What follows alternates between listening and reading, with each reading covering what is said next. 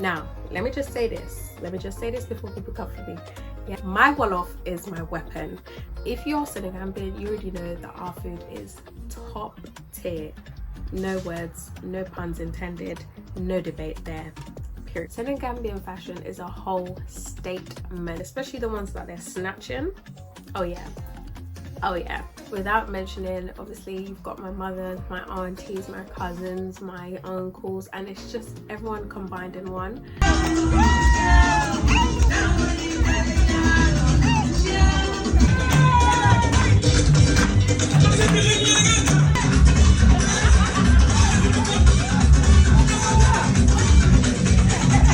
From our weddings to our get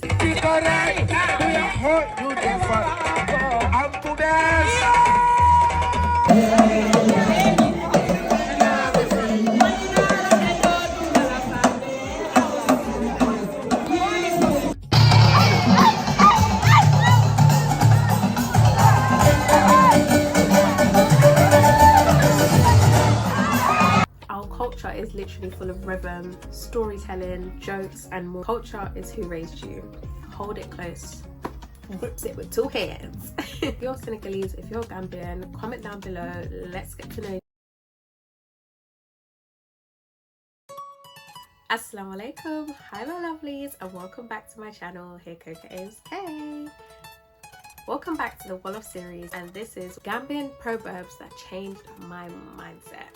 Let me teach you. These are some Gambian proverbs that I absolutely love, and if you want to see more of these videos, go onto my TikTok and you'll see some videos on there. So if you grew up around your aunties, your uncles, maybe your neighbors, etc., or you're just a little bit nosy like myself, then you would know about these Gambian or Wolof proverbs.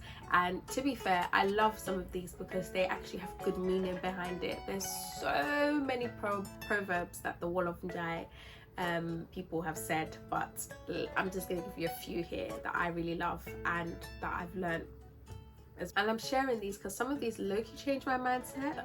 Actually, like aunties literally spitting bars. If you're trying to impress your Gambian partner, friends, family, or if you're just trying to learn a couple proverbs here and there, then this one is for you. So with that being said, please like, comment and subscribe, and let's dive into the video.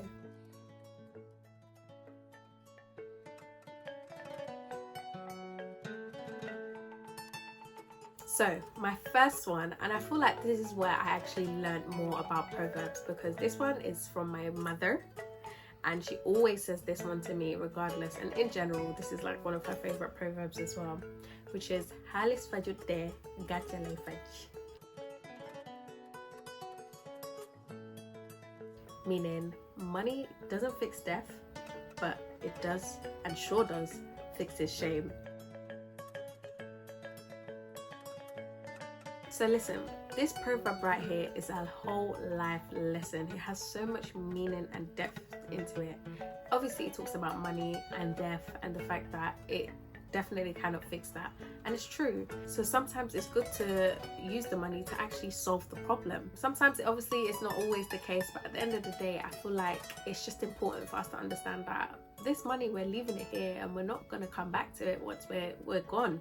So it's so important for us to actually make use of it, but also fix our little situations, problems here and there when we can. So this is why, again, our parents do say save when it comes to emergencies, etc., because it's true. Because 9 times out of 10 when shit hits the fan, being broke makes it 10 times worse. So again, making sure you have that security there, but at the same time, it's not always, money always obviously can't fix everything, and it surely cannot fix death.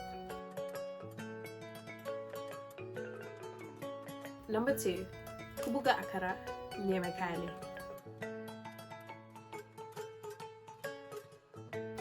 This one, this one, I used to find it shady before, because this one, it used to happen to me when I used to get my hair done, and doing my hair as a child was so painful. Like my hair, I'm still a little bit tender-headed, but not as I was when I was a child. But when I wanted my hair to look nice with the beads and everything, that's one thing my aunties or my mum would say, and they'll be like, kubuga akara nyeme kani, meaning Whoever likes akara likes pepper too. Meaning akara is obviously the food that we eat, if you know the beans, black-eyed beans, etc. And we have that, but then obviously we have it with the pepper sauce as well. So if you like that, then that means you like the pepper sauce as well, because they go hand in hand.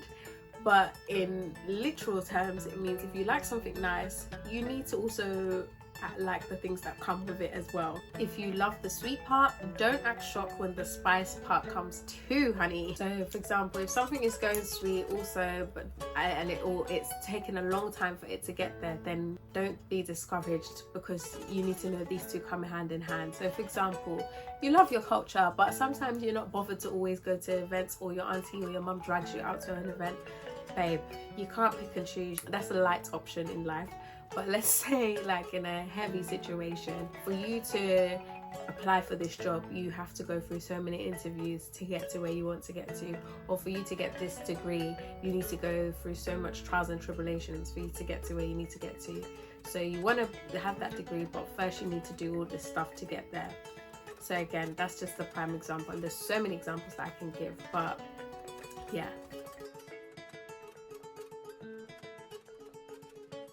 Number 3, bul mera lisi kasbi, meral kukoheli.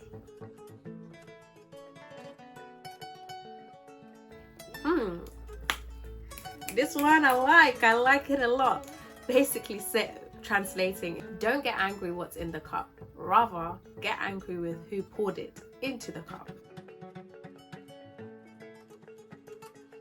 So basically, it's good to know the effects of the situation or a situation, but also it's good to know the cause of the situation. So you can't just get mad of just the situation. You need to know why, what has happened, why has this happened to me, etc. So again, another key lesson from this is to make sure that even if something does happen in life and you do get angry, just calm down and think why.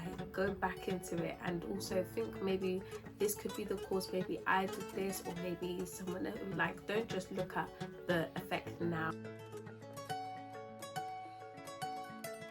Number 4, this is one of my favorite ones. Tar tigi sijikolene.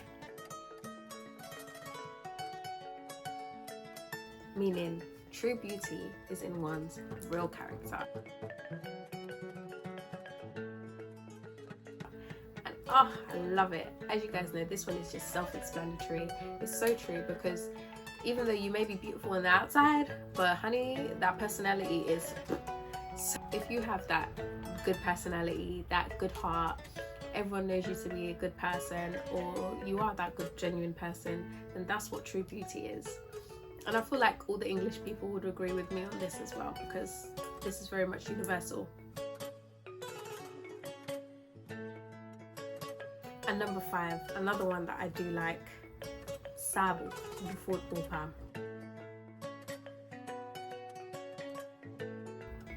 Meaning, soap does not wash itself.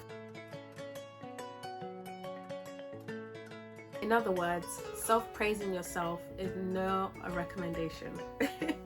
It's a no-no, because in general, it's not up to you to praise yourself or to be boastful and to say things about yourself. It's for others to judge your character and make those judgments upon you.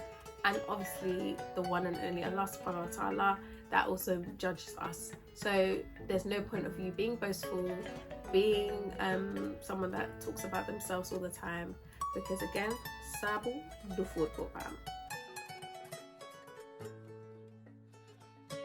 Number 6, another favorite of mine, luai def bopam. Meaning, everything that an individual does is to themselves, himself, herself, to them. In other terms, that means one reaps what one sows as well. So everything that you will do, whether good or bad for yourself, your deeds, good or bad, will come straight back at you. So it's basically like what goes around comes around, but in a nicer way. There are often unpleasant or undesirable steps that must be faced with courage and determination in order to get closer to their goals or for one to achieve one's goal. And yes, my lovely, I hope you guys did enjoy those proverbs. Again, if you want to know more or want me to do more, let me know in the comments below. But also, I will be taking it over to the TikTok so you guys can see. And honestly, these are some of my faves. I have so much more, but these are some of my faves and some that I just wanted to also just share in general. So yes, I hope you guys did enjoy it. Please like, comment and subscribe, and I'll see you guys in my next one. And I hope you've learned a little lesson or two and you can use these proverbs and share. All right, my lovelies, stay cute.